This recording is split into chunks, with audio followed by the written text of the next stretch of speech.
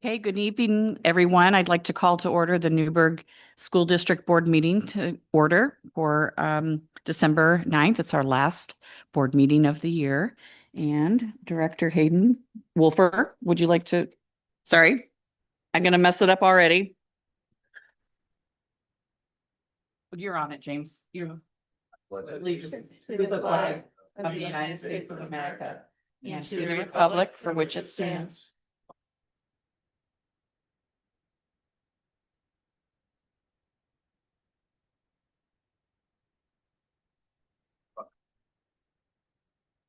where is my agenda? Okay, so we are going to review the agenda. Do we have any additions and or deletions? Yes, could we please delete two of the policies from the first readings, policy IICC and KGBB? Just need a little bit more time. There's a little confusion about getting them onto this one. Do we need a motion? Is that a motion? Yes. I second that motion. Any further questions? All in favor, say aye. Aye. Aye. Motion carries. And then well, actually, do you want to just do the motion? Sure, I'd like to move that we add a statement to the agenda that Director Bridges will be presenting. And we could add that right after the agenda additions and deletions.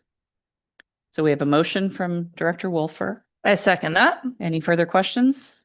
All in favor, say aye. Aye. Aye. Motion carries unanimously. Okay, we have a statement, to read. We're going to do this as a board.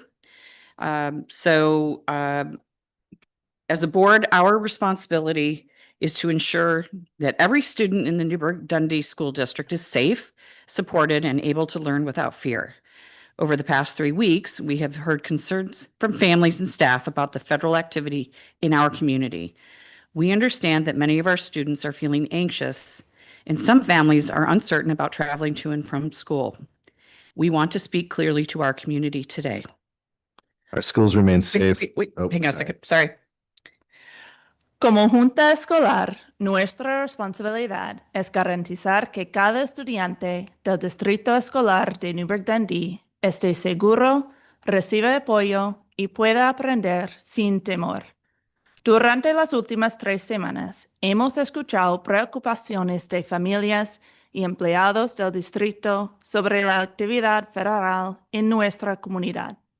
Entendemos que muchos de nuestros estudiantes se sienten ansiosos y que algunas familias no están seguras de viajar hacia y desde la escuela. Hoy queremos comunicarnos claramente con nuestra comunidad. Our schools remain safe, welcoming places for every child. We are grateful for the calm, steady work of our principals, staff, and district leadership who have been actively monitoring activity around our schools, checking in with buildings, and maintaining predictable routines for students.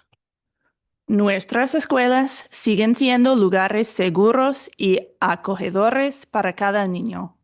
Estamos agradecidos por el trabajo tranquilo y constante de nuestros directores, personal y líderes del distrito, quienes monitorean la actividad en nuestras escuelas, verifican los edificios y mantienen rutinas predecibles para los estudiantes.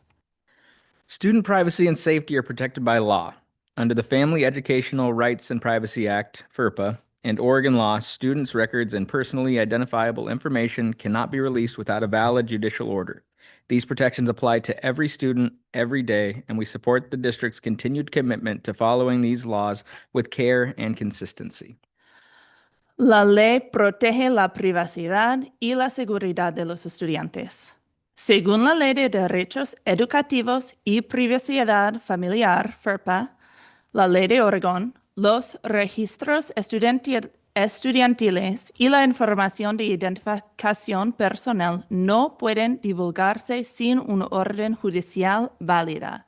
Estas protecciones se aplican a todos los estudiantes todos los días y apoyamos el compromiso continuo del distrito de cumplir con estas leyes con cuidado y coherencia.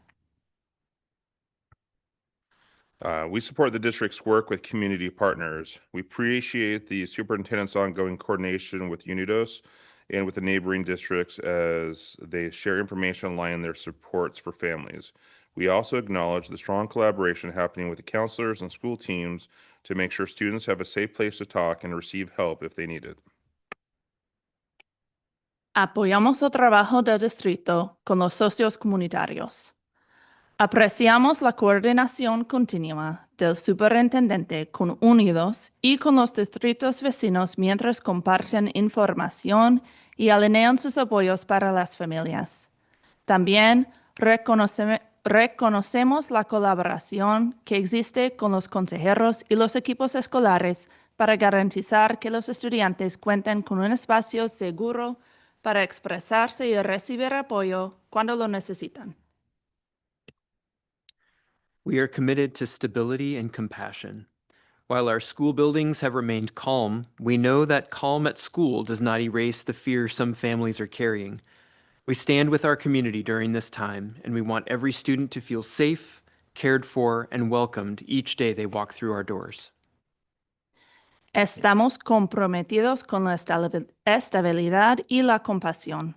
Aunque nuestros edificios escolares se han manteniendo en calma, sabemos que la calma en la escuela no elimina el miedo que algunas familias sienten. Estamos con nuestra comunidad en este momento y queremos que cada estudiante se siente seguro, atendido y bienvenido cada día al cruzar nuestras puertas. If your family needs support or has concerns, we encourage you to reach out to your school principal. Our community partners, including Unidos, are also available to assist families who are worried about safe travel to and from school. Si su familia necesita apoyo o tiene inquietudes, les recomendamos comunicarse con el director de su escuela. Nuestros socios comunitarios, incluido Unidos, también están disponibles para ayudar a las familias que tienen inquietudes al ir y volver de la escuela. On behalf of the entire board, thank you for your continued care for one another and for the trust you place in our schools. We remain committed to supporting every student and every family in the Newberg Dundee community. De parte de toda la Junta Escolar, gracias por cuidarse unos a otros y por la confianza que depositan en nuestras escuelas. Mantenemos nuestro compromiso de apoyo a cada estudiante y a cada familia de la comunidad de Newberg Dundee.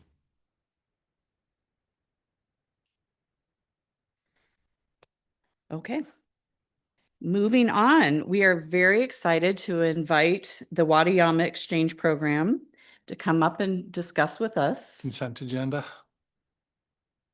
Oh, consent agenda. Sorry. I was just so excited from reading that statement and forgot about the boring consent agenda. Okay, consent agenda. Now I have to hold my computer out. And point of clarification, also the revised. What is this? Financial report? Never mind, I'm too far ahead. Disregard. Okay. We'll put all of our sort of squirrely things at the last meeting of the month of the year. Sorry, now my agenda's not pulling up. Okay. Okay, so the consent agenda, usually we really like to point out any donations that we've had. And let me get to that. Sorry.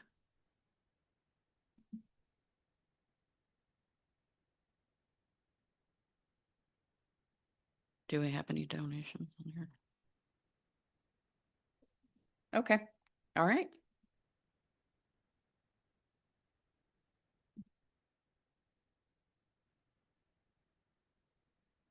Anybody want to?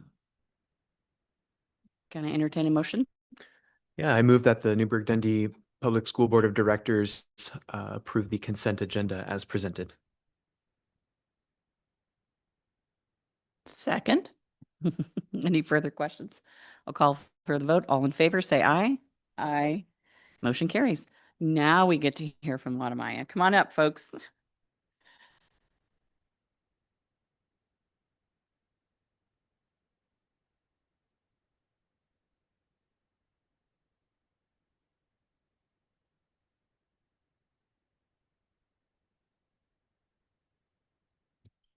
Thank you for allowing us to speak with you and submit our upcoming out-of-state travel request. My name is Manny Sandoz, and I am one of the 10 delegates chosen to represent CVMS in the Wadayama Exchange Program. We plan to travel to Osago City, Japan from May 8th to 18th. This will be our 36th year of this program and are excited to continue our partnership with our sister school. The delegates attending the trip are as follows. The 8th graders attending are Oliver Griffiths, Ezra Shockley, me, Peyton Moore, Danilo Cherry Lopez, Cadence Milborn, and Riker Bradshaw. The 7th graders that will be attending are Willa Rimrod, Carter Colligan, and Bennett Brown. Hi, my name is Ezra Shockley, another one of the delegates chosen to represent my school. During our trip, we look forward to getting to experience the culture in Japan and getting to meet with officials from Sago City and principals of the schools that we will visit. We will also be presenting to the students of our sister school and other schools located within the city.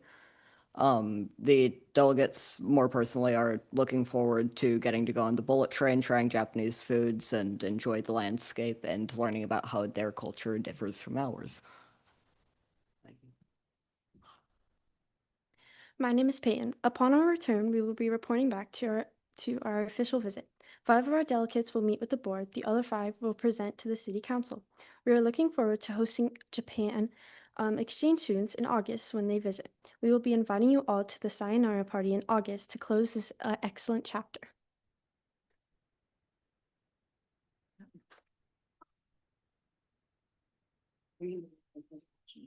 Does anybody have any questions for these students? And thank you for the lovely little treats.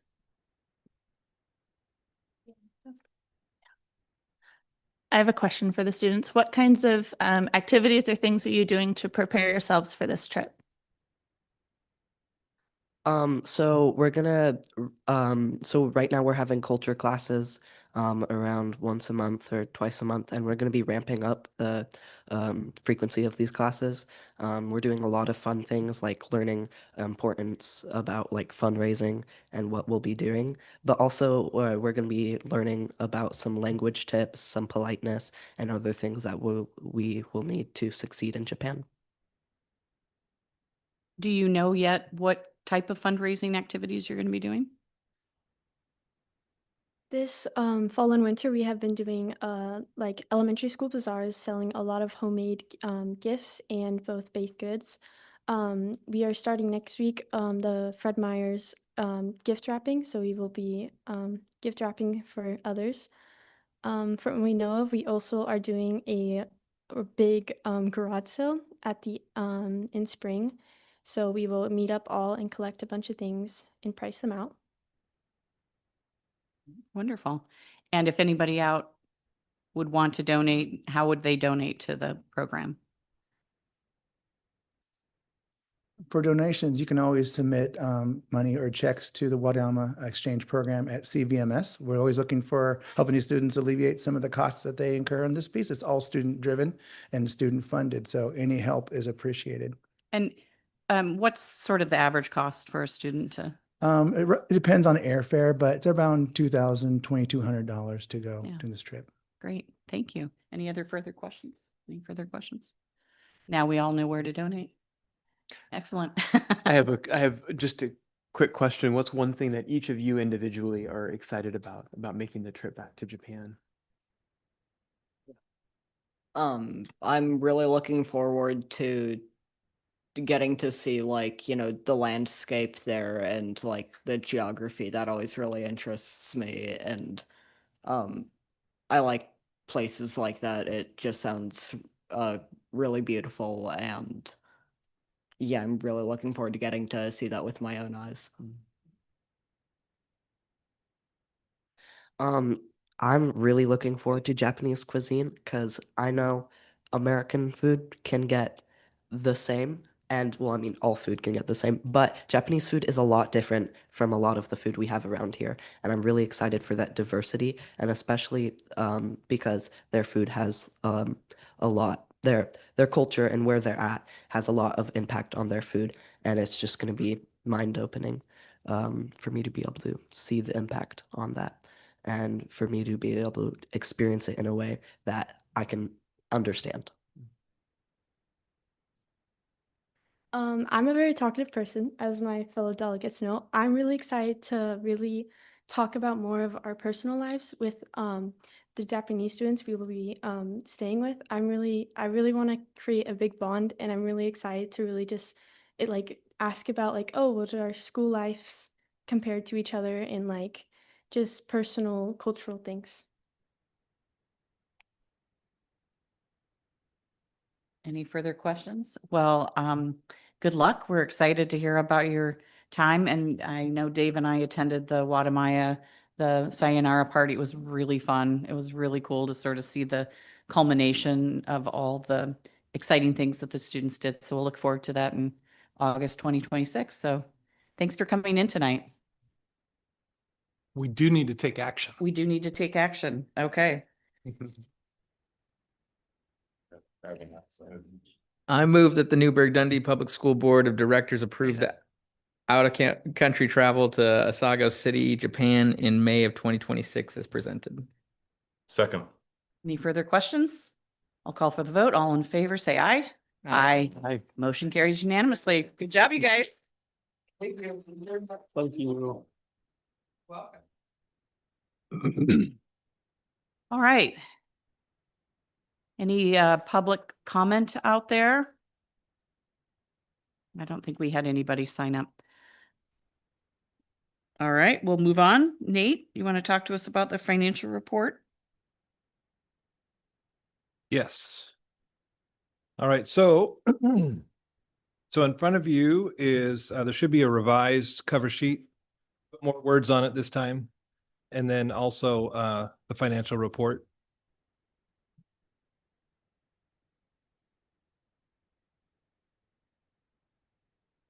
Okay, and so we just wrapped up November, so this is pretty quick after the end of November. Not a huge amount of changes. So just a reminder, so last time we went over a lot of information, and one of the things that I said at the end was that it's going to go down before it goes up, and this is the down before it goes up, just so you know. So the financials report, the snapshot to the activities that happened during that month, and on the end of that month. And so there's some things that are in our projection that aren't included in this just yet. So December's end of month financials will look different than these. So real quick updates. Number one, property taxes are coming in nice and strong, stronger than anticipated, which is good. That means that property values are holding well. It doesn't change much on our funding side because the state school fund is an equalization grant, which means the more we get in property taxes, the more or the less we get from the state coffers. So in that case, doesn't change anything, but it is good to see that those are coming in strong and early. So that's nice. Not a whole lot of activity during the month of November that changed things. We did update our transportation encumbrances based on the experience that we've had so far this year, and they are trending up. And so we will see an increase in funding from the state on that, which is not the funding piece isn't reflected in here, but the expenditures are, which is why there's a drop there. And so we're going to revise our estimate of membership and revenue this month. The other things that have happened during this month is we got approved late in the month for a PEAK grant, which we've been anticipating, which goes towards some PE expenses at a couple schools. That's not reflected in here. Oh,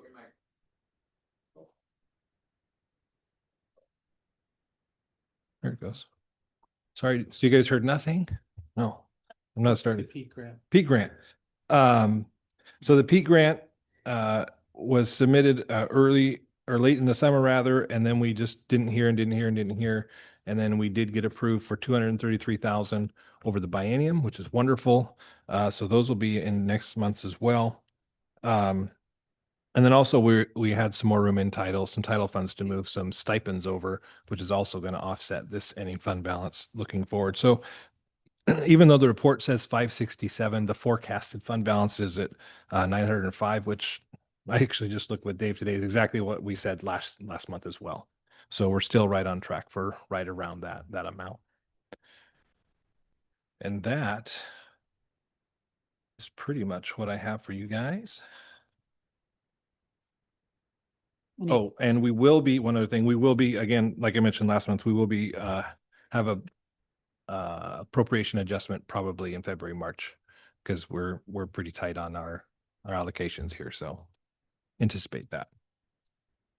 I'm sorry if I missed this, Yeah. but I'm kind of looking through the numbers and listening too. Can you explain again what the PEAK grant is? Did I say that? Is it PEAK? PEEK, Okay, is that an acronym? I think so. When they instituted the new requirements around PE, ODE is trying to support districts to fully support those.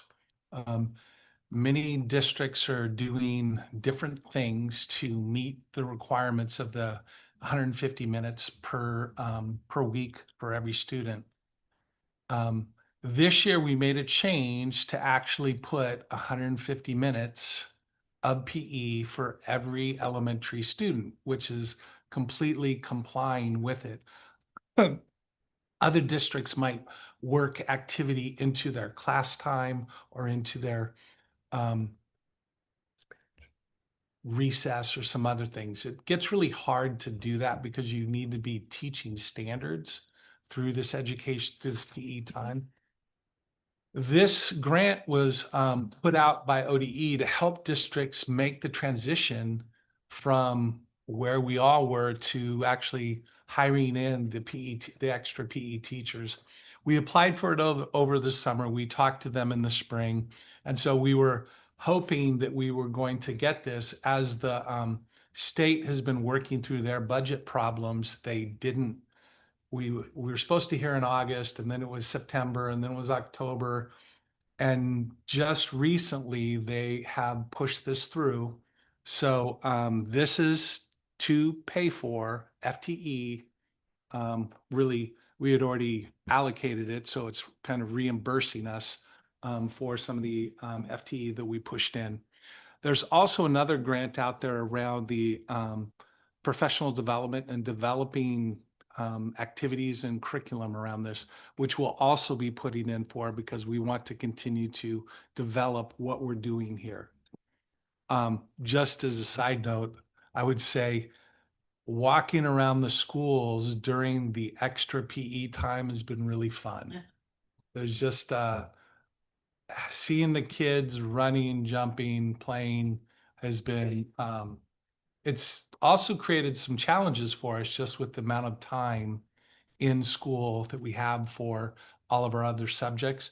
But you can't argue with the joy coming out of our gyms right now as far as the extra 80 minutes of PE time that kids are getting. So that's kind of what I know so far. And it stands for Physical Education Expansion K through 8.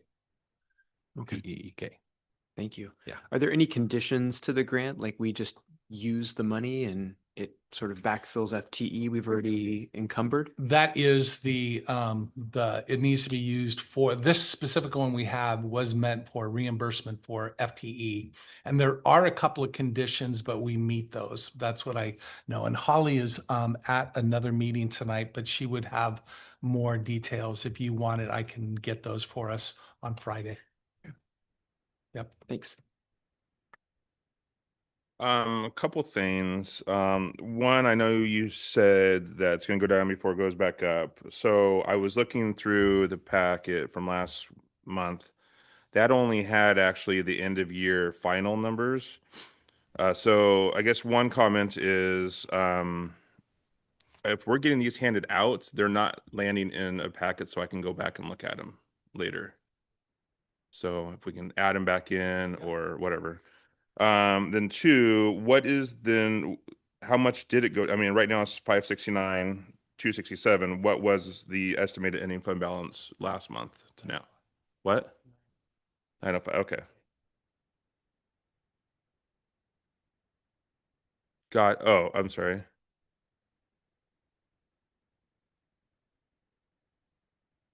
Okay. So then Why is the cover sheet different than?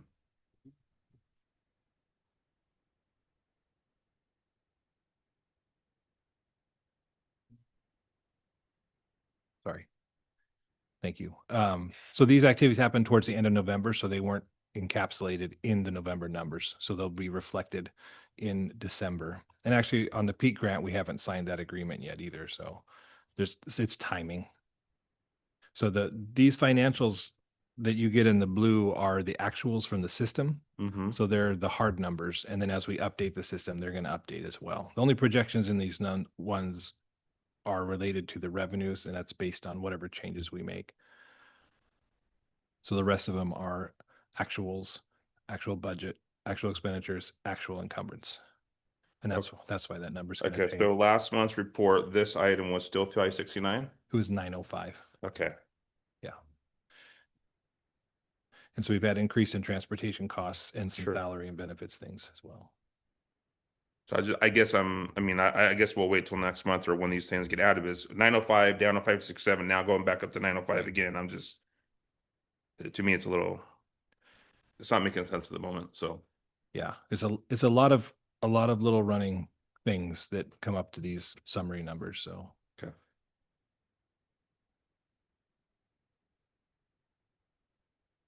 Any further questions for Nate? Okay, Mr. Brown. Yeah, so I am here to present our Newberg High School new course proposals. So the process for this, teachers and department. So I hate to do this, but the agenda, I think I have to give a board a boundary update first. I just don't want to go out of order and No, I'm sorry. I missed. Sorry. Sorry, Dave. Sorry, wait for this. I just wanted to go through and give a little bit of an update to you. We've had all of you at different boundary committee meetings, so you've been seeing it, but I wanted to kind of give an update to you and then to the community, kind of where we're at. Our current situation long-term is really this, is that our kindergarten classes coming in are ranging right around 240, 250 students, and our graduating classes are right around 300.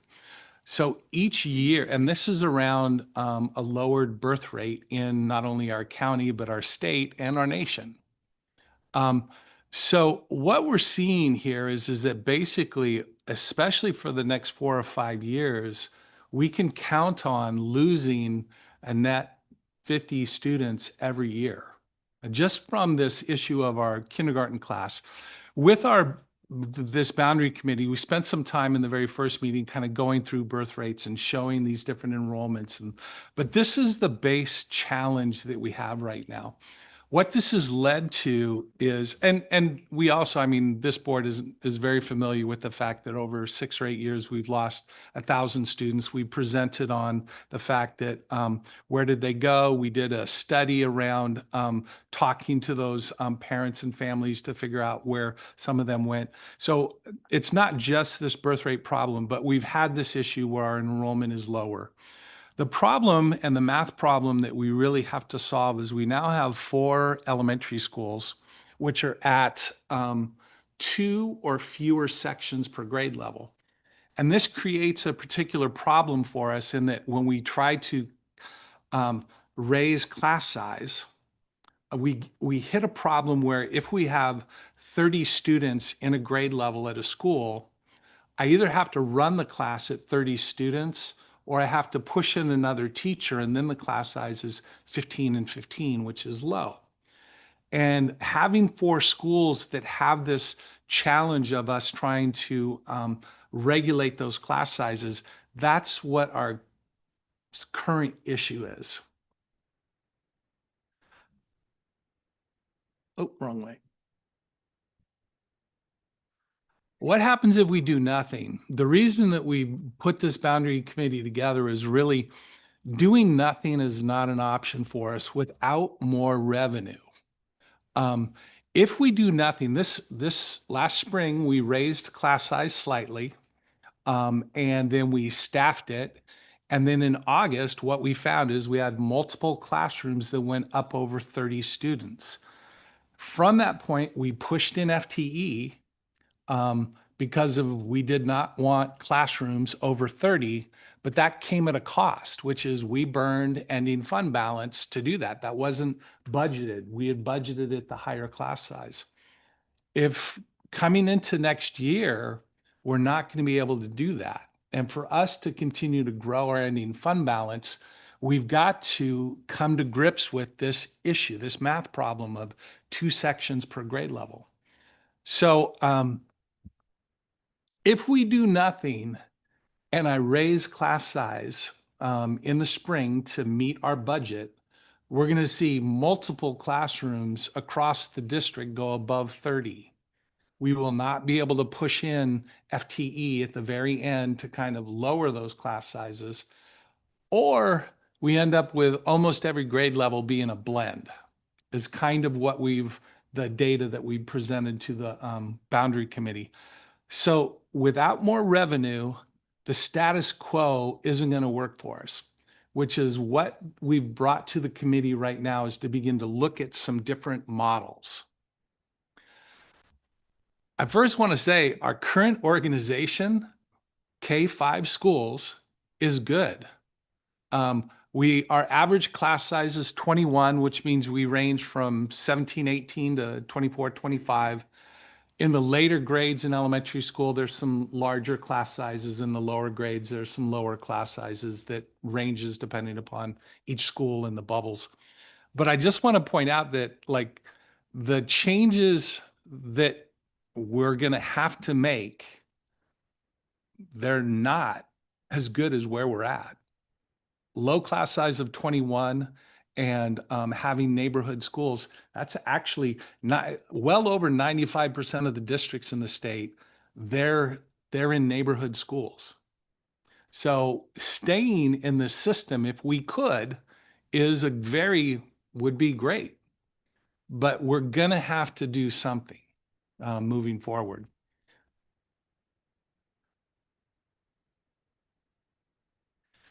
The boundary committee's been looking at a couple of different things. We've brought to them quite a bit of data. We've looked at just moving boundaries. That doesn't really solve our problem of 2 sections per grade level for 4 schools. We've looked at the other couple of models that are out there in the state, is a K4, 5, 6, 7, 8 model. We've looked at a K2, 3, 5, and then the rest of our system stays the same with middle schools. And we've looked at those systems.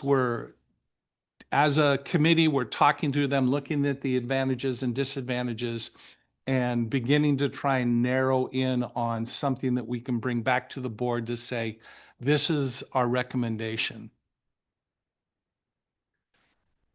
As I'm looking at this, there's probably where we're finding ourselves now is there's like combinations of things. It's not just one simple model. We're looking at, do we need to close a school? We're looking at, are there different ways of thinking about magnet schools? So it's probably going to be a combination of things that comes back to the board for us to make a decision about, but we're not quite there. And then 2 meetings ago, the question came up about, hey, we're doing all of this work because we need to change the structure to be able to make this work. But is there a way for us to get additional revenue? And so the question came up about local option. Last year, we presented to the board some information from Piper Sandler about a local option. It's come up again. We've worked with Piper Sandler to get some initial estimates. And so we're working with the committee right now to begin talking about what would this mean to get additional revenue. I wanted to throw out just this basic graph of what different folks in our area are paying. You've got Newberg, Sherwood, Wilsonville, Beaverton, Hillsborough, McMinnville, Canby, Yamhill, Carlton, and Corvallis. The GO rate is the rate that for property taxes that they're paying for bonds, which are the the capital investments that districts made. And then you'll see the local option rate next to it. What I want to point out to you is Newberg, our current tax rate is 1.4065, which is low compared to other districts, and that's good. That attracts people to our community. Our goal here isn't to overtax. But I do just want to point out that we're looking at Sherwood, who passed a local option of $1.50. They're paying $487 per thousand. Wilsonville $440, Beaverton's $351, Hillsborough at 1.9 with no local option, McMinnville's at 2.46. Looking at this, it feels like there's some space. And so we're beginning to kind of work with this committee to kind of talk through what that might look like.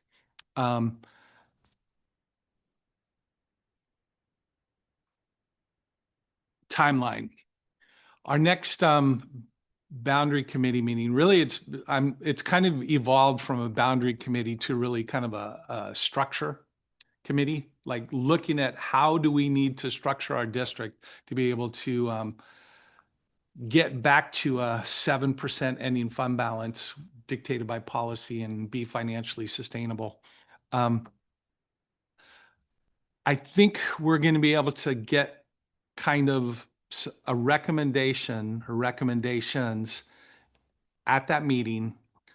I'll be looking to go out and engage both our staffs at the buildings and then our parents at the buildings, and then do some community outreach around why we're thinking this. Again, it took us, we're now at like 8 hours of work to understand the problem and look at the data and get to these things.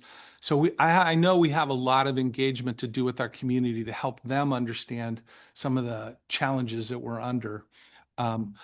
But in January and early February is when I'll be doing that work. I'm hoping to kind of have in front of you a recommendation in maybe the second January board meeting and then the first February meeting.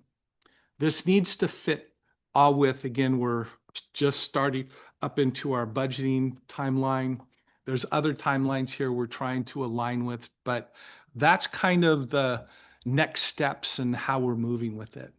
And then I would take any questions that you have.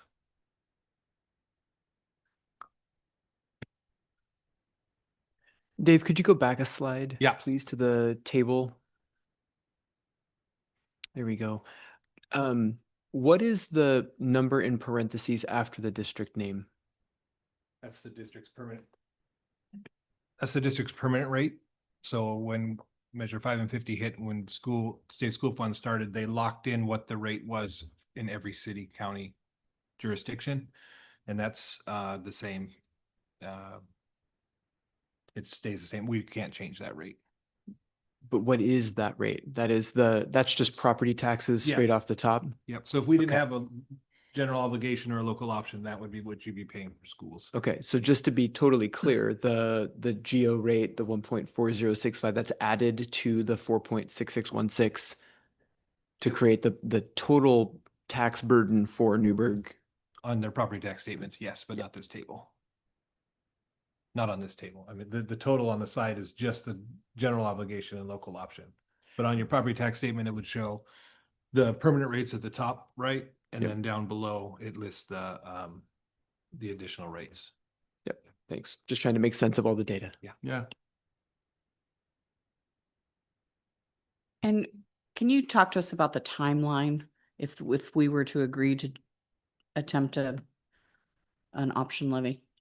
Yeah, we would need to, the deadline for getting something on a ballot is in March. I don't have the exact date, but that's why, again, I think trying to bring to you some recommendations in January, early February gives us kind of the time to organize around the rest of the efforts that go on. I do want to just point out that we're going to have to make a decision no matter what because of additional revenue is an opportunity for us, but it's not a sure thing. So we will need to have a plan that we work through the budget process with where we're at. So we'll have to do both. And it'd be on the May ballot. Yeah. I don't know. So if in a hypothetical world where we have our 7% ending fund balance, how much of a issue is our current model with keeping that, status quo? Because I know that right now is we're trying to build back. So there's a whole nother thing. If in hypothetical world we had that, are we in the same position of needing to make this fix? Why don't I think that's actually a really deep question. I would rather come back to you with a plan because I could answer it off the top of my head right now, but kind of with additional revenue, what does that look like next year and the year after is something that we do need to kind of, I think before you make a decision, we need to lay that out. And I don't want to do it off the top of my head. Sure. I think I can bring you back some more data about what this we haven't actually made that decision yet. At least even at the committee level, we haven't like nailed that down.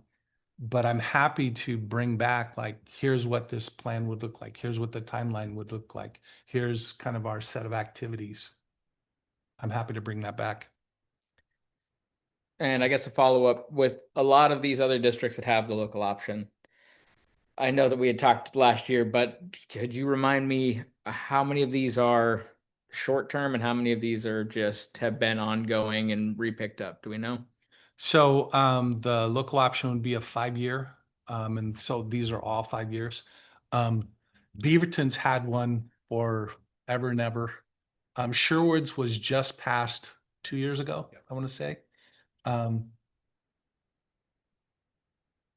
not sure about some of the others. We can get Perfect. that info. Thank you.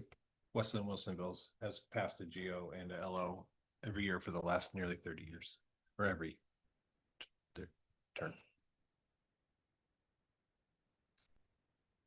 So I want to talk more about the timeline. So what is your thoughts on starting to communicate this out to the rest of the community? Because I know everybody that's sitting in that boundary/model committee, I'll say that, is very much more or less a proponent of schools and everything. So and it sounded like there was a very favorable results from a question in the last meeting that overwhelmingly people wanted to explore the levy more. I think that sample is very much different than the rest of the town community, right?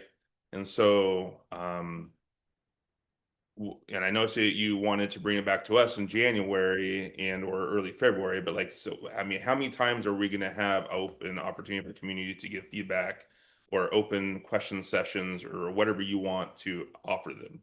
Yeah. So. I'll start again, like I said, going out in January, meeting with staffs and parent groups and the rest. I can get more in depth on there's a lot to communicating the structural change that we'll need in lieu if we don't have more revenue.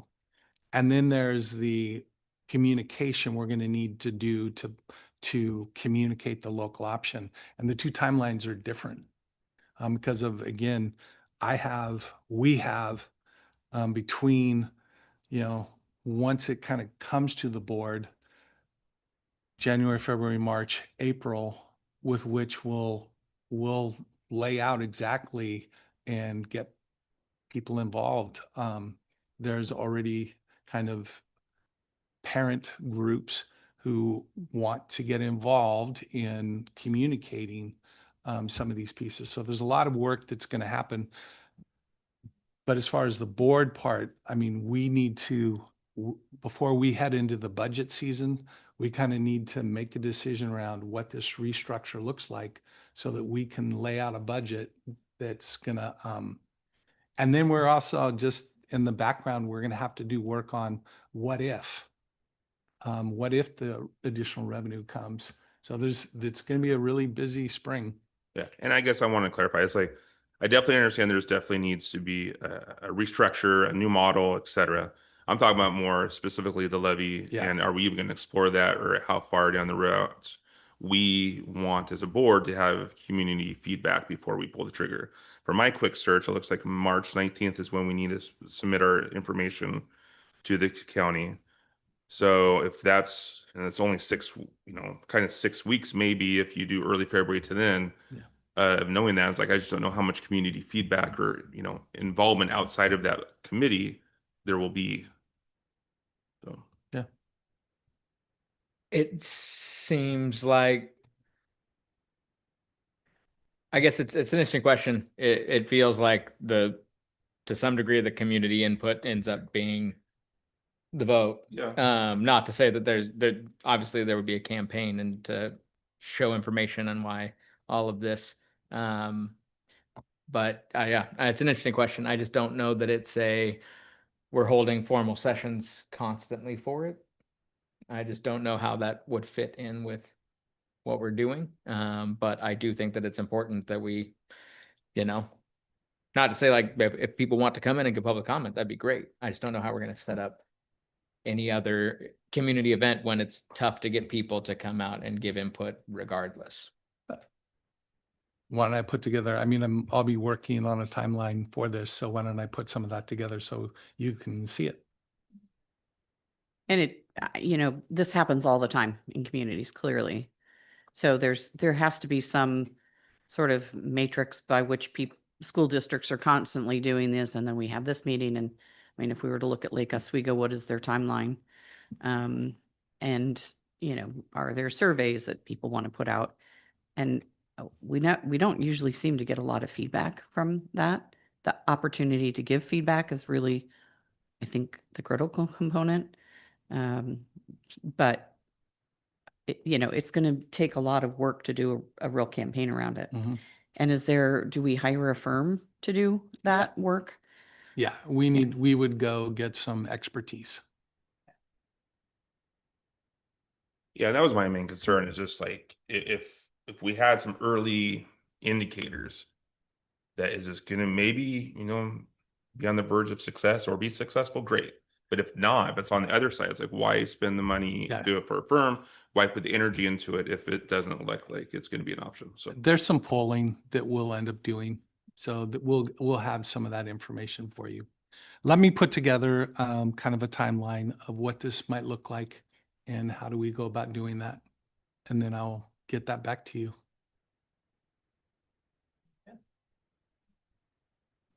Any further questions or comments today about the boundary?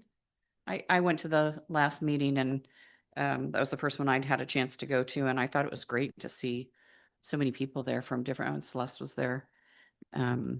Really robust conversation, and from administrators and parents and staff. So, okay. Are you finished, Dave? Yes, thank you. Mr. Brown, now is your opportunity. So I'm here to talk about new course proposals from the high school. And the way that this process works is staff members, departments submit proposals to us in the administration. We review them. We sometimes push them back for revision. Sometimes we decide that we're not going to move them forward to the next level. But all of these here tonight in front of you are ones that we have put forward, and they've gone through, obviously, the departments at the high school, myself, and then Holly Mealy, our director of teaching and learning, who oversees secondary. So hopefully they've all been vetted out. I'm not going to go through each of them in complete detail because you can read through them if you would like. I'm just going to highlight kind of what they are, and then hopefully get ahead of maybe some of the questions that I will anticipate from each of them. So the first one is AP French. So we teach 4 years of French already at Newberg High School. And right now our culminating class is just called French 4. The idea here is this would replace French 4. So also I want to be clear, none of these tonight, although I won't say no if it's offered, are coming with an ask of extra FTE. Just want to be clear and upfront about that. So AP French, it would replace French 4.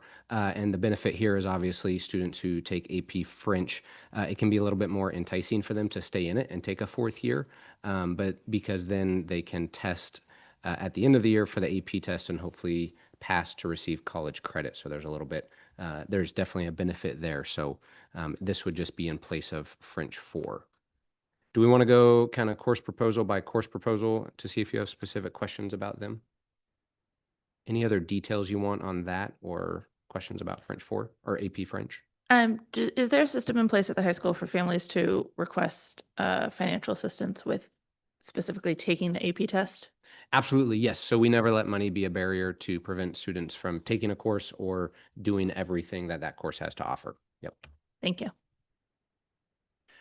Mark, can I just clarify? These are the new course proposals that are coming to us are just proposals. We don't have any forecasting data yet for these courses. Correct. So most of them, what I did with the teachers is I had them do unofficial polling with the students who would be candidates for these courses or who we think would take the courses to see if, hey, is this something students are interested in? And so all of these have been somewhat vetted unofficially in front of students, but correct. So before we put these on the forecasting sheets, they have to be approved by the board as a course that we are willing to offer in Newberg Dundee. So just because they're proposed doesn't necessarily mean they'd be offered. Correct. And there's probably a couple of these that, yeah, if they don't get enough numbers, if they put on the forecasting, if you approve them, they're on the forecasting sheet. If they don't get the numbers, we won't run them, but they'll be there as an option for and once they're there, they stay on. We don't have to do this every year and then wait for it to run the one time. Does that make sense? Yep. Okay. Thank you. Okay, moving on. The next one, there is the course is called Design Star. So this is within CTE, Career and Technical Education. This is in our Woods pathway, so our carpentry pathway. This is an area where we have needed to add additional classes. And there's really no culminating class within that pathway. Like there is, for example, in manufacturing, you guys are all aware of like Tiger Manufacturing, right? That's kind of a culminating class, the top level. The Design Star is intended to be just that. And what's cool about this is we've already met with the city of Newberg, and the way that this would work is the students would partner with the city of Newberg to identify a problem or an area of opportunity within the city. For example, helping if there's a park that we want to add some additional benches at. And so we would work in partnership with the city about what that looks like, how to fund that, and then how to create a plan that fits within all the different rules and regulations of the city. And then our students would actually work on the whole process, not just the building, but the designing, the building, and then the installation. So that's what this class is. I'm super excited about this one. I think it'll be really cool. We've been talking about this class for years, Yeah. and I'm so excited to see it come through. Yeah. Yep. It looks like in the course description that right now it's fairly specific. The 2 parcels for City Hall. That's because, yeah, so when we talked with the city of Newberg, that they were pretty specific, that we weren't expecting them to be that specific. So this is maybe just an example of in action what it will actually look like. But yeah, it might change year to year, but the same idea of our students within our carpentry program are going to partner and design something based off of a problem or an area of opportunity for growth. Awesome. Thank you. All right, moving on. Our next one is dual language Latin cooking. So this we have the dual language program. Obviously, we're excited this year. Actually, this year of graduates will be our first cohort of graduates who have gone completely through the dual language program, K-12 in Newberg Dundee Public Schools. So that's exciting. But what we've found at the high school level is the dual language program is very, very prescriptive and sometimes a little bit limiting in the amount of electives that students get to take. And so what we're trying to do here is we have 2 classes we're putting before you tonight proposing that would fit within dual language as elective courses. And the cool thing about these, I want to be clear, even though they would fall within the dual language, it wouldn't be limited to just dual language students. This would be available to any student who is fluent in Spanish, because the class, like our dual language classes, would be taught in Spanish. So it's a way to but it would also allow our dual language students to stay within the dual language track and get some more elective options. So this one is all about Latin cooking. And so we've already talked with our cooking teacher, our family consumer sciences teacher. And so this would be both classroom and in the lab, the cooking lab, the kitchen lab at the high school. And it would be specific around culture and food, and then they would actually get to cook. And it's been fun. We did it. If you saw our Instagram back in October, our students did a little kind of mini 2-day of this, and the kids were like, whoa, we should do this like more. I want to do more of this. And that's kind of where this came from. I just would like to say that I love this, and I'm just thrilled to see more options available for our dual language students and then also our Spanish speaking students. I just think it's fantastic, and I'm so happy that the staffing at the high school is working out to support this. And it looks like the next class too, so awesome. Do they allow board members to drop in? Oh, I go by on those days all the time. I do lots of taste testing. We'll schedule a walkthrough on some good days. So yeah, rolling into the next one, in the same vein there, dual language, Latino arts and culture. So same idea, specifically focusing on Latino art and culture. And again, within the dual language, taught in Spanish, available to our dual language and any fluent Spanish speaker. Same kind of gist. This one will be a lot of hands-on, some art. Again, we're doing it in small parts throughout the dual language program, and some of the language classes, like they'll do a small art project, but this would be much more expansive and what the whole class is centered around. Okay. And moving on, next one is within social studies. So this is AP Art History. One of the things we continue to hear from people, students and families is we want to have, we have so many AP and dual credit opportunities, but they continue to want more. And so this is one that one of our social studies teacher put out there. Again, it's pretty straightforward, self-explanatory, in line with all of our other AP classes. This would just be a new one of AP Art History.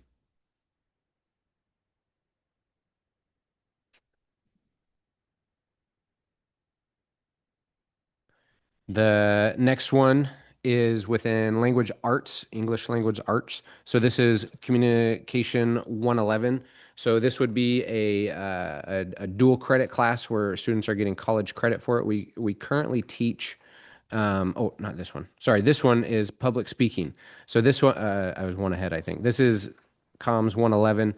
Public speaking, this is one, I think we can all agree that communication is an important tool. And this is something that I think goes across all industries. And so helping students prepare for whatever they're going to go into after high school, whether it be college, whether it be straight into their career, getting students who are able to understand how to be good public speakers and present themselves well.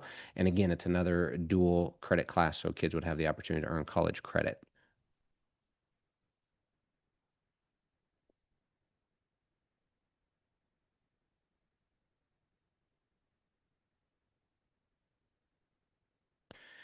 And the next one, this is the one I was thinking when I started talking. This is writing 122. We currently offer writing 121, and it is spread out over 2 trimesters.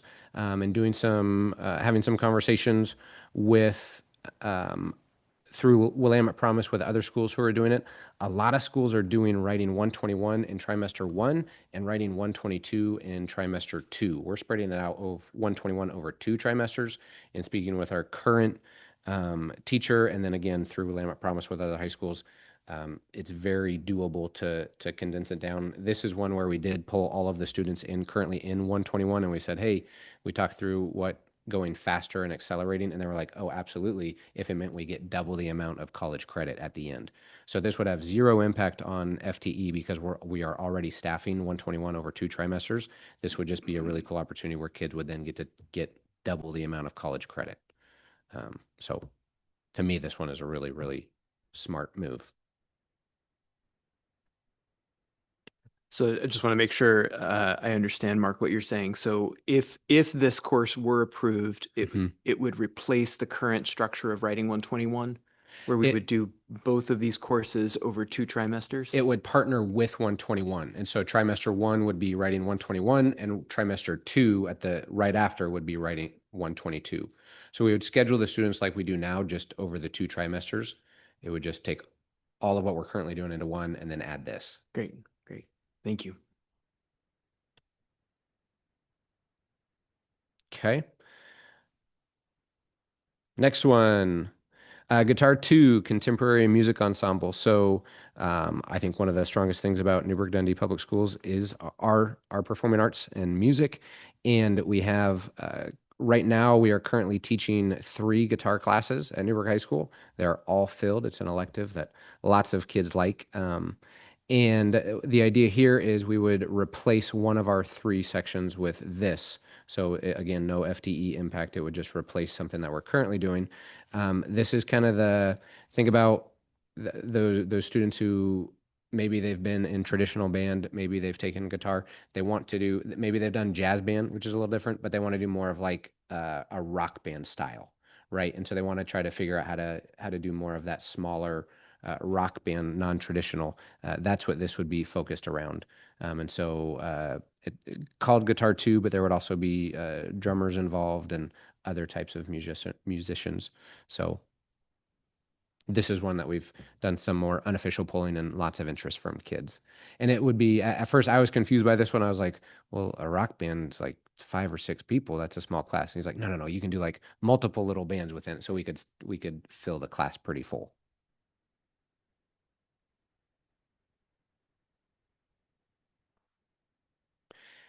Just a clerical note. This one doesn't have the approvals noted that the other courses do, but it does not. I'm assuming that this has gone through the same channel. It has. I will make sure to get Jackie the correct document that has all of ours. Thank you.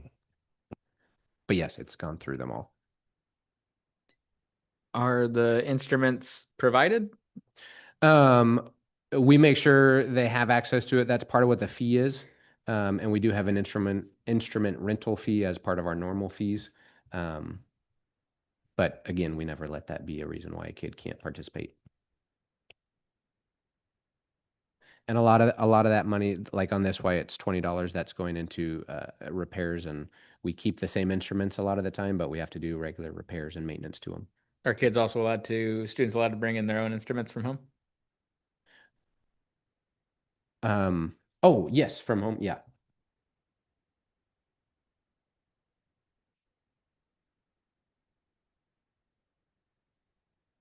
And I believe that all of them. Yes. Any other questions on the course proposals? So does this come back to us in January okay. They all sound really wonderful. It's also, I want to know, it's fun to see the excitement and the teachers in proposing these, like them being excited about it is pretty fun to see also. For the small ensemble, I would, it would be great to see maybe in the future years added to the gala, a little TSO type action, you know. There we go. Okay. For those that don't know, that is Trans-Siberian Orchestra. It's rock opera, and they do a great Christmas music program. So There's a lot of fire. Right? yes, there is. So I don't know. Maybe pair that with like a firefighting class. Okay, that's great. So the next one is the course fees. Yes, and I should, none of the course proposals are reflected on this fee sheet because those have not been approved. If we do approve those, we will have to bring those back in the spring for another approval with the fees, I believe, right? Okay, so I just want to make that clear. They're not currently on here. So if you look in your packet there, this is, we took our 25-26 Newberg High School fees sheet, and then anything highlighted in yellow is a change, and all of these are up. These are ones that we are asking for you to approve, that we increase the fee that we are charging to students. And I think if you look through them, almost all of them are because with that class comes quite a bit of material and supplies. And with inflation, things are just getting very expensive. And so that's all of these were talked through about like building construction trades and anatomy physiology. You have to be able to do hands-on labs with those. And so that's why all of those are increasing. The National Honor Society, that's going up just simply because we've had to use other building funds to offset or to support that program over the last couple of years, because what they have been taking in per student has not been raised in I don't know how long, and it's not paying for just the bare minimum of what they have to pay through just their basic fees and getting the students like one t-shirt every year type thing. But all the others are supply driven, just strictly. Mark, do you have an idea about how much these are increasing? I don't have the current fee table memorized. Yeah, so anatomy physiology last year was $20. Building construction trades was $30. Chemistry, that was $20. Forensic lab was $20. Instrument rental was $135. National Honor Society, $20. Welding 1, 2, 3, and 4 was $35, and Woods 1 and 2 was $30. So pretty small increases across the board, but Yep. Understandable. Thank you.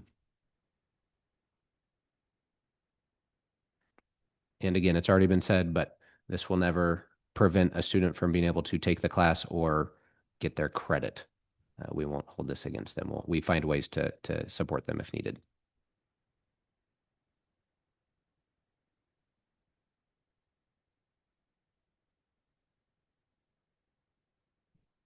Any further questions for Mr. Brown? Okay, thank you very much.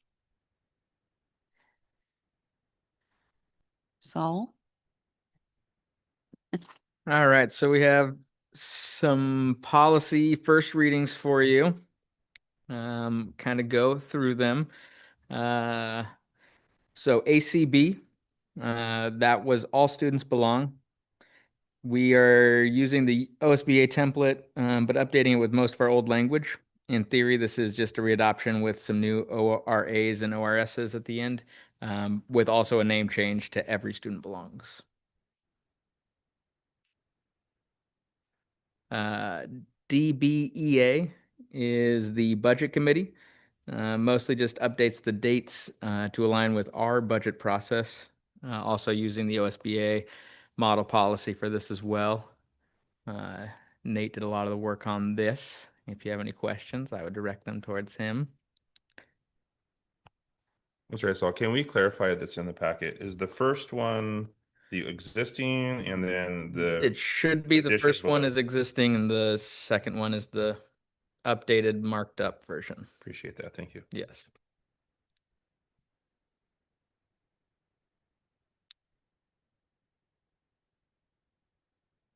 EEA, that's going to be Student Transportation Services.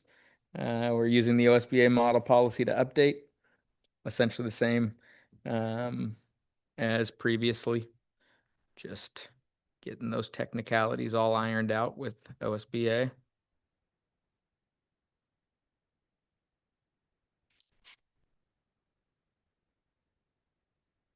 Tell me if I'm moving too fast.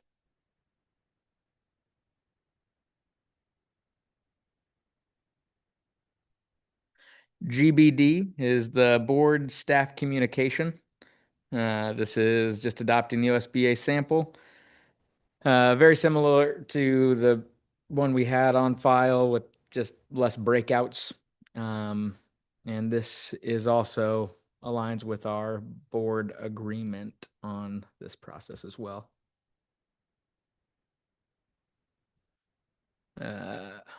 GBDA is the expression of milk in the workplace. So this is a title change. Some updates. Big part of it was needing to identify the locations for milk expression to happen in the buildings at each school, and better reflect the needs in the workplace for those expressing milk.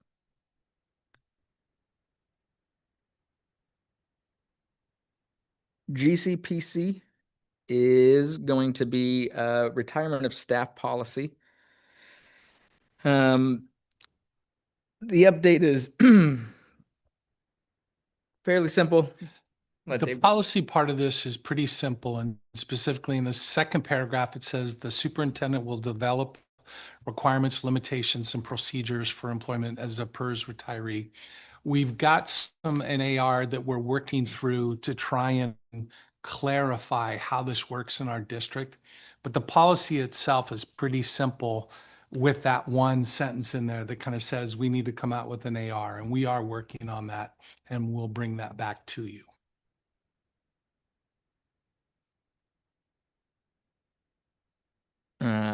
IF, it's going to be a new policy, the district curriculum. This just creates a policy that explicitly describes how our curriculum changes happen.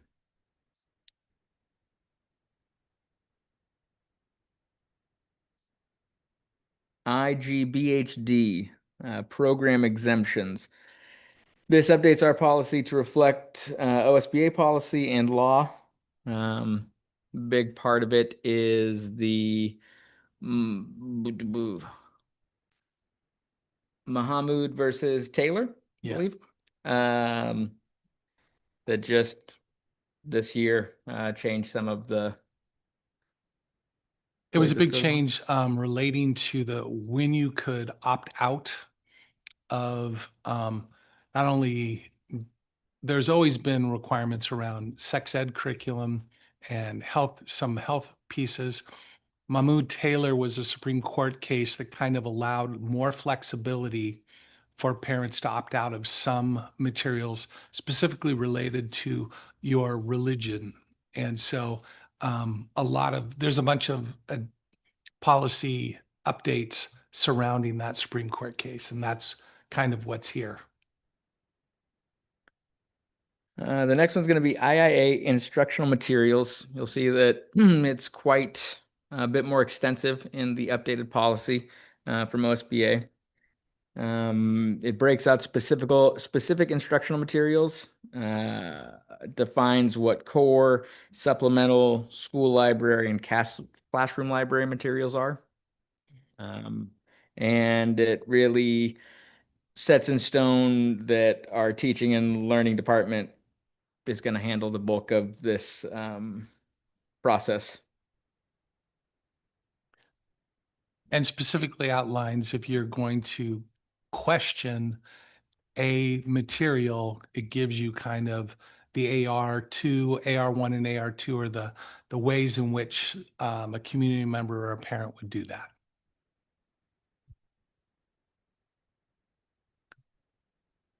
We're passing IICC.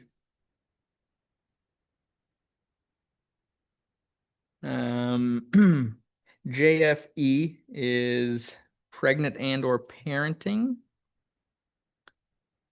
Parenting students. And this is updating the OSBA policy. And it kind of lists out a few of special services that could become available and ways that we can help out in those situations, which wasn't in there previously. JHCA is immunizations, school sports participation, concussions, and other brain injuries. This updates the OSBA model as well. This was last, and it aligns with updated knowledge and information on concussion protocols. Big part of this.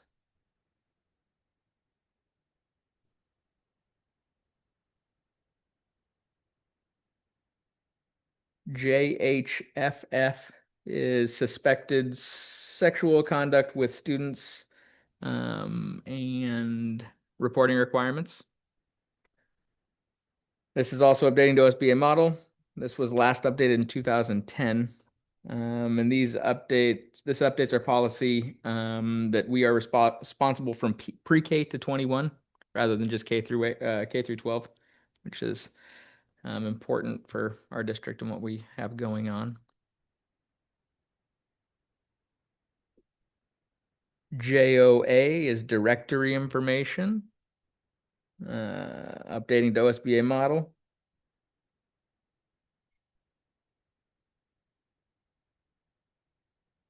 Fairly straightforward in what we are providing and when we provide it and when we don't have to. Or choose not to. And that is the end of the policies. The last one also is going back to committee. So if there's any questions,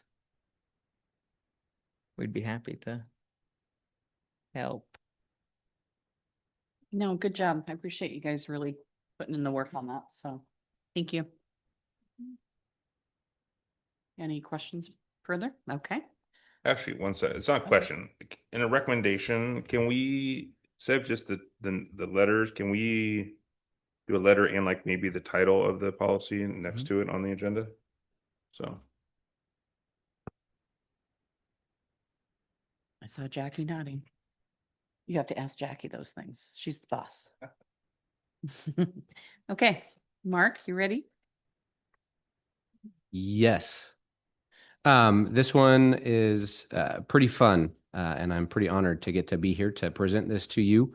This is coming from a committee, not myself, but a full committee that was put together in accordance to school district policy with all of the necessary people on the committee. And we are asking that you, as the Newberg Dundee School Board of Directors, name the wrestling room inside the Chuck Caffel Center to be the Russo Family Wrestling Room. The Russos, in short, the letter is there, but in short, the Russos have been with Newberg High School Wrestling since 1968. 3 different Russos have been the head coaches, but all 3 of those men, Tony, Pete, and Neil, will say it has not been the 3 of them. It has been a combined family effort to do what they have done. And we at Newberg High School, we are the winningest program in the state of Oregon in wrestling at any level. We have won more. Last year, we had to buy a second state championship banner because we have too many years for just one banner. But it's not just about the wins. It's not just about all the hundreds of individual state champions. Some of that data is in the letter. But what they have done to prepare our students, young men and young women, to go on and graduate and be successful, many of them competing in college, some of them training with the Olympic team, but all of them being successful and many of them coming back to contributing. A lot of the businesses around town here in Newberg and Dundee have the names of former wrestlers behind them because they understand work ethic, they understand commitment and dedication, and they would all point back to what they learned inside the wrestling room. I think it's important to note that the policy asks us to put forward 3 name options. The committee was unanimous but the policy does also allow, if there's specific reason why we only put forward 1 name, unanimously the committee said we are recommending the Russo Family Wrestling Room because we want to highlight not one individual, but the Russos, and not just the Russos, but not just the coaches, but the Russo families. This is an honor for all of them. And so that's why we are recommending that 1 name. I think it's also important to point out some questions came up around, well, it's already named the Chuck Caffel Center. So how does the Caffel family feel about this? They're still a very active family here in Newberg. And if you look down there, one of the patrons on this committee is Doug Caffel. And the first time I called him to talk about this, there was no hesitation. And he said, absolutely, I want to be a part of the committee to make this happen. So the Caffel family is and it's just like we have the Carolyn DeCrevel Court inside McGrath Gymnasium. It's the same idea that it would be the Russo Family Wrestling Room inside the Chuck Caffel Center. So we are putting the committee. I am here on behalf of the committee. You can see the names of the committee member there, asking that you as the board make this happen to honor the Russo family. Any questions or comments for Mark at this point, or would we like to go into a motion? I know it was discussed because I was one of the board members as part of this, of when to present this. Could you don't have to explain it now if you don't have time or logistics, but can you just make sure we're invited whatever night or meet that's going to take place. So I have a date in mind Yeah. that I've cleared with some people, as long as you guys do make this happen. We're actually hoping to do this in January. We're hoping to do it at the final, thinking to do it at the final home wrestling match of the season. But that's senior night, and in typical Russo fashion, they would not like overshadowing the seniors. And so we're thinking about doing it at the second to last home wrestling event, which would be on January 14th. And yes, we will definitely send a formal invite, assuming you all make this happen, and we will get that scheduled.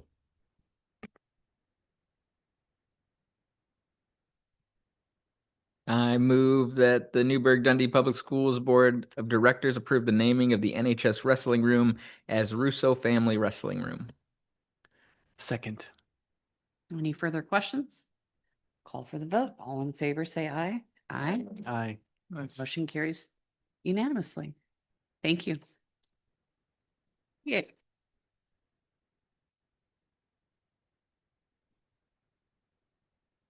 Okay, Nate, you're next. Thank you. So in front of you is a resolution to authorize us to pursue a financing of the balloon payment that's due on the Dundee property this June. We do not have the cash to make that payment. So what we are proposing to do is to do a full faith and credit or a revenue bond, which is the collateral is, we have the collateral, but it's based on cash, which will be an interest-only obligation for a 6-year period. I will note that the property is in transaction, but we will not close on that in time for that balloon payment. It's in June.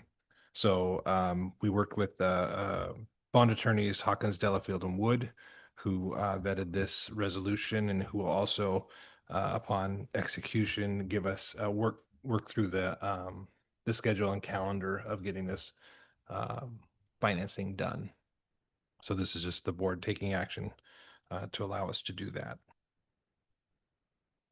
can you, I mean, I know they moved the final balloon payment to later, which is great, but like, what is the impact, say, this year for us at the end of the year or whatever? So I talked to these guys about doing it as late as possible. So our interest on the existing loan is 1.5%, super low, like, wow. And at the time when we talked to these guys, we were looking at a change to about 5%. And so we could have got this done at this time, but I just as soon keep that interest at the 1.5% as long as possible. And interest rates have actually come down since we've talked with them. So this is actually working out to our benefit. Is that answering your question? It was more about like, we don't have to pay 3.5 now, but like, what do we have to pay out of this year's budget in June? So we're already paying the interest only payments for this year. And the intent is that for this obligation, we will be paying it off, and then we'll identify the new debt in this year, but we won't have a payment until the next budget year. So we should be closing around in the April timeframe. Gotcha. Okay, thank you. And pending the outcome of the sale finalizing, that would Yes, go pay to this them. off. Yeah. Okay. Mhm. Yep.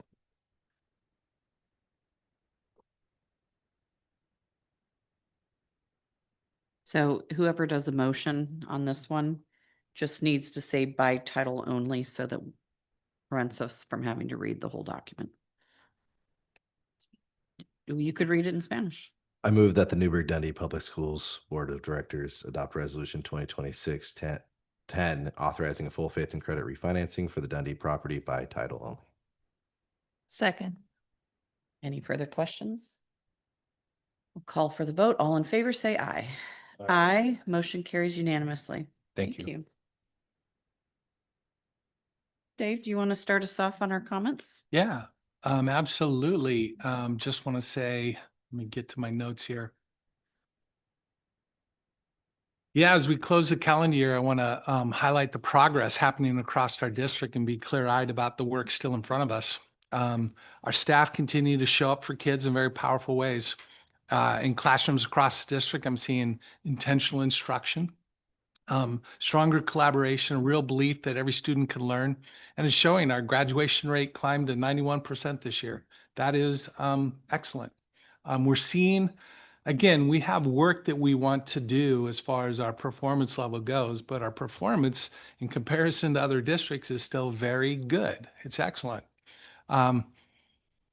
At the same time, we know we've got heavy lifting still ahead of us.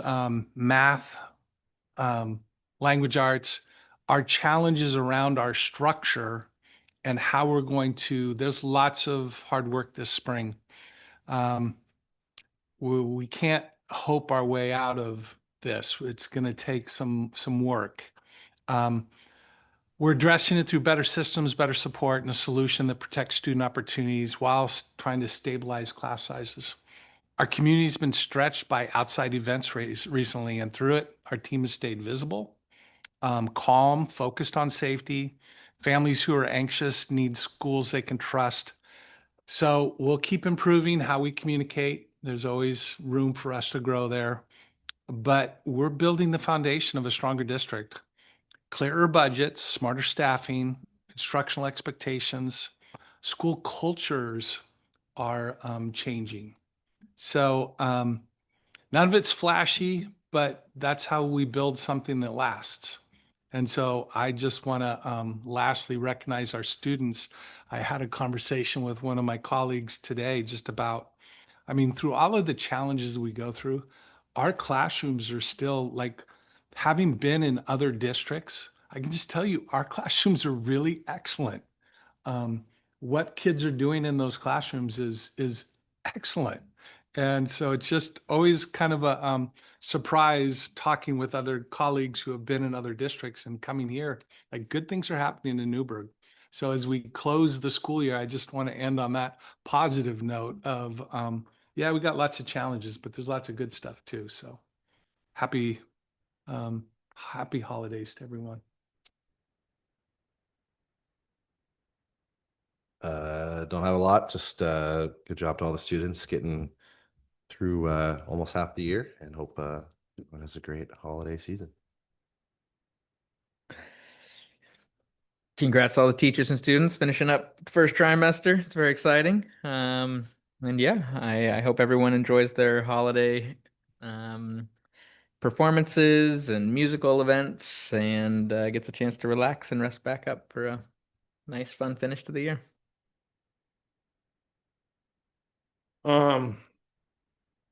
I'm glad we passed the naming, because a perfect example of how Newberg in general, but specifically the wrestling family exists just with the Russos, but everybody else has gone through the program. And an alumni, I'm not going too much details, but alumni had a serious health emergency issue this last week, and the whole family, wrestling family jumped on it, like, what can we do for them and their family? So the gentleman is doing quite well, doing better than the initial thoughts, but it's just an example of what culture they've built within our community. So just wanted to share that.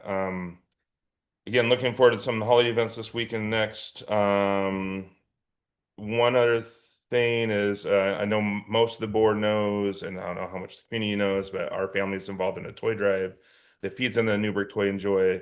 And for any families that may need it, need assistance, you have until the end of this weekend to apply. The Newberg Graphic has a link in their article, or you can just go to one of the fire stations to apply. That's a huge year this year, especially for our end, but just wanted to call that out for any of the families that may need it. Then lastly, wishing students and staff a well-deserved break as it comes up here in the next, 7 days, 8 days. I know my wife as a teacher is looking forward to it, but I think everybody else is looking forward to it as well. So that's it. I had like I said, I had opportunity to go to the boundary committee meeting, and I was just really impressed with the commitment from the folks involved in that.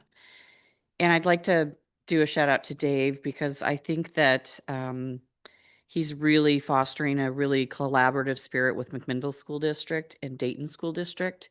And I keep seeing little sort of evidence about that. In fact, I reached out to Courtney Figueroa, who was announced as the official superintendent, and she talked about how much she really appreciated working with you. So that's a great collaboration, and I'm confident lots of great things will come from that. Have a great holiday season for everybody out there, and enjoy a break, and everybody be safe. See you next year. I wanted to say that I appreciate your phrase, Dave, that we cannot hope our way out of this. And I'm finding myself, there's moments where I can feel, a little bit anxious about the state of funding schools in Oregon and how we're going to, set ourselves up for success. But I also am finding myself feeling very calm and confident in our district. I feel like you guys are doing a really wonderful job of communicating out our plans and our systems.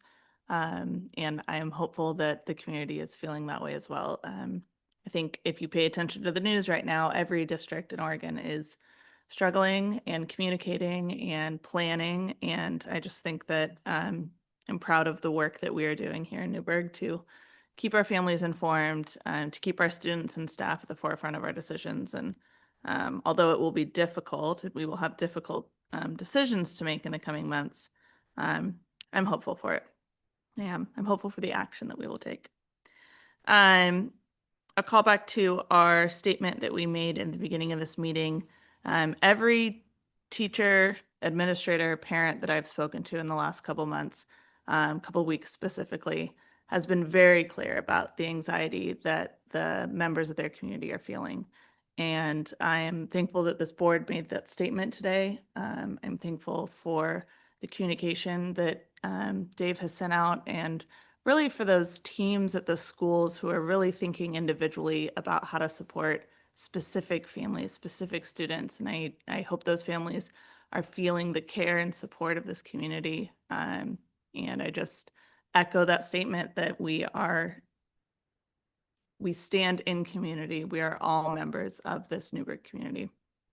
And finally, I just wanted to thank groups like, Jeremy's family and the Toy and Joy Drive, and the counselors and the parent groups and everybody who is lifting up families who are in need throughout the holidays. And I know the principals are fielding a lot of those requests, and just hoping that everybody will continue to have their needs met, and thanking all those people who are stepping up to fill those needs. I certainly hope everybody has a happy holiday. I know as a teacher, there is no tired like December tired. It still feels very far away for us who are in the classroom, but we will get there, and it will be a well-deserved break for all.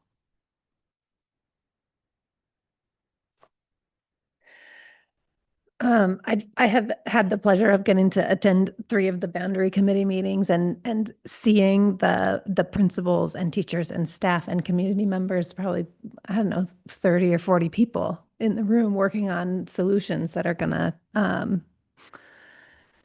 move us forward is pretty inspiring. And so thank you, community members who've been pouring into that process, and looking forward to what's coming up, what's next.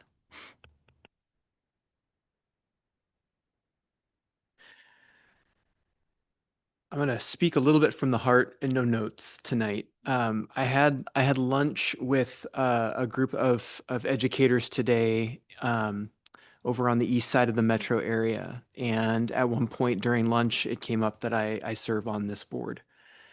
And I don't know about you all as my colleagues when you talk with people outside this community who have a general awareness of what's been going on in Newberg over the past several years. But that came up today. And I get fiercely proud of this community. It is such a great honor to serve the communities of Dundee and Newberg, and to do that work with you all, and to do that work in this community. And I've been thinking about the ways that shows up, like the Russo family, being able to name a space after a family, that's a legacy. And naming a wrestling room within a building that's already named after a pillar in our community. That's one of many incredible stories. And I've been thinking a lot about this idea of, with the Boundary Committee and the work that we're doing, of generating revenue and this idea of a local option levy. And looking at some of that data tonight, Dave, I appreciate a chance to see kind of some comparables in districts near us. If there is anyone who doesn't believe in the leadership of this district, I would invite them to come have a conversation with our leadership. If there is anyone who doesn't believe that our schools are vibrant, rich communities, I would invite them into any of our buildings. If there's anyone in this community who doesn't believe that the people that are volunteering their time, be it here, be it in parent groups, be it in any number of opportunities to be involved with our schools, then I would invite them to be a volunteer, jump in and get involved and just see the joy that is happening inside of our buildings. If there's anyone in this community that doesn't believe that this district has turned a page in our history, then there's hours of YouTube videos of these board meetings to watch, of students presenting what they're doing here as just a small, tiny snippet. And I'm really concerned about how we move forward if we can't generate more revenue, if we can't, in order to keep the identity that this district has, to keep our neighborhood schools, to keep people employed, to return to a full school year, we need to think deeply as a community about how we continue to move forward. And I've just been thinking a lot about the many people, the many ways that this community already shows up for our schools, and the identity that we have, and how we can continue to do that work together. So I'm eager to move into 2026. I'm excited about the year. I want to just say December is a crazy month.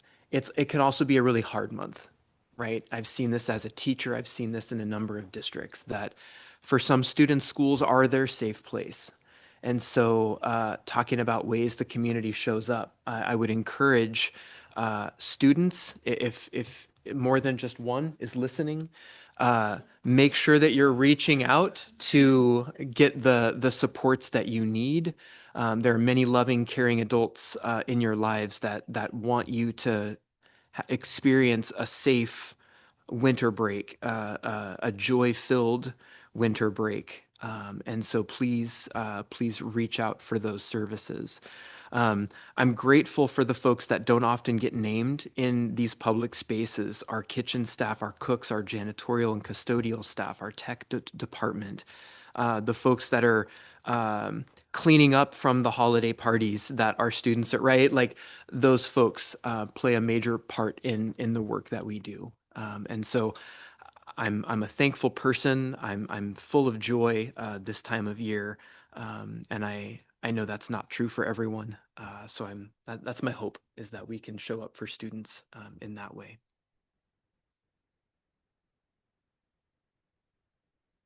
Well, I'm really excited for the introduction of new courses for next year, especially like public speaking. I was really interested in that, so I took it online. But now, since they're bringing it back, I kind of missed that chance. But one thing that we've done at the school recently, the Interact Club is hosting a food drive this week to help support families over the winter break.